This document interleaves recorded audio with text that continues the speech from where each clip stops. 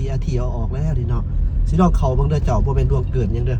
เพราะว่าสมมุติว่าเนาะสมมุติซื่อๆแบบว่าถ้าว่าเปิดน้ำใสจริงๆแล้วนี่เฮาก็สิได้เข้านำประมาณนี้ล่ะเจ้า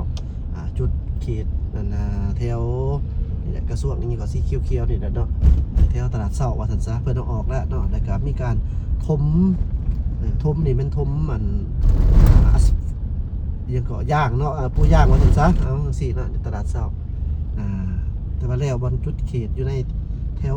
สถานีนี่เฮาบ่เห็นเพิ่นเอาออกหรือว่าจุดเขตสถานีเพิ่นตังบ่ออกบ่เนาะอันนี้เฮาก็บ่แน่ใจเด้อเจ้าเด้อเบิ่งไปนํกันมื้อนี้เนาะวันที่เท่าใดมื้อนี้วันที่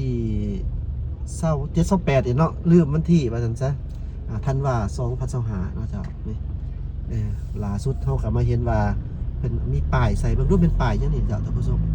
เบิ่งนํกันเนาะมันป้ายจังอันนี้อ๋อป้าย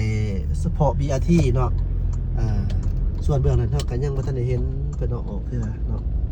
เจ้าท่านผู้ชมสำหรับท่านที่จะเข้ามาถนนคูเวียงเห็นเบิ่งคักๆได้เด้อนี่เพิ่นขีดเส้นแต้มเส้นบอนจอดรถเด้อ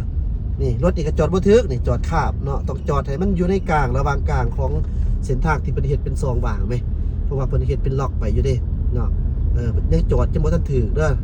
ยังจอดแบบว่าคาบเส้นเอาอีกขาก้งข้างนึงไปไว้อีกส่วนหนึ่งพุ่นเนาะบ่ถึกเนาะก็ตามแล้วแต่นี่คือผู้นี้นี่ก็ถึกแต่ว่าตีนขึ้นฟุตบาทกับอีกเนาะผู้นี้แฮงบ่ถึกนะเจ้า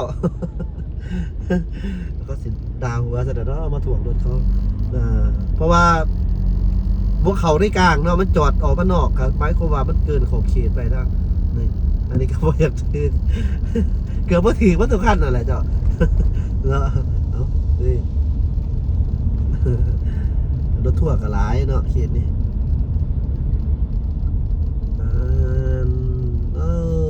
สนุกบ้านเฮานี่โฆษณาเราเบียร์งามเนาะ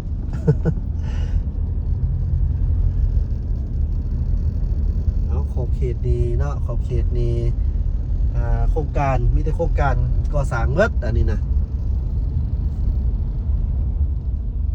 นี่ก็จะประมาณนี้ต้นไม้บางคนเขาเอิ้นว่าต้นทำงัวป่ะ เฮาบ่ฮู้เนาะทางไปก็แต่ว่าก็เพิ่นบอกมากก็โอ้คักเลยเนาะความหมายก็คือ